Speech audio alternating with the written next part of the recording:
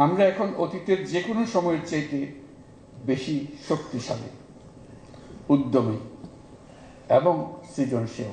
আমাদের তরুণ প্রজন্মের স্বপ্ন অতীতের যে কোনো প্রজন্মের স্বপ্নের চাইতে দুঃসাহসী।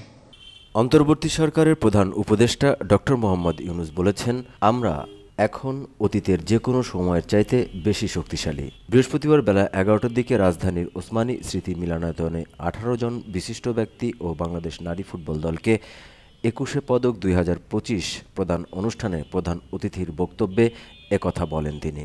তরুণদের উদ্দেশ্য করে অধ্যাপক ইউনূস বলেন, তারা যেমন নতুন বাংলাদেশ সৃষ্টি করতে চায়, তেমনি একই আত্মবিশ্বাসে নতুন পৃথিবীর সৃষ্টি করতে চায়।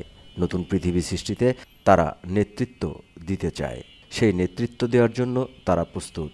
ছেলেরাও প্রস্তুত, মেয়েরাও প্রস্তুত। তারা ঘুণে ধরা আত্মবিনাশী সভ্যতার বন্ধনমুক্ত হয়ে তাদের স্বপ্নের নতুন সভ্যতা গড়তে চায়, যে সভ্যতার মূল লক্ষ্য থাকবে পৃথিবীর সকল সম্পদের উপর প্রতিটি মানুষের স্বপ্ন দেখার এবং সে স্বপ্ন বাস্তবায়নের সকল সুযোগ নিশ্চিত করা। মানুষের জীবনযাত্রাকে এমনভাবে গড়ে তোলা যাতে করে পৃথিবীর অস্তিত্ব কোনো রকম বিঘ্নিত না হয় এবং পৃথিবীর উপর বসবাসরত সকল প্রাণীর সুস্বাস্থ্য নিয়ে বেঁচে থাকা কোনো ক্রমেই বিঘ্নিত না হয়।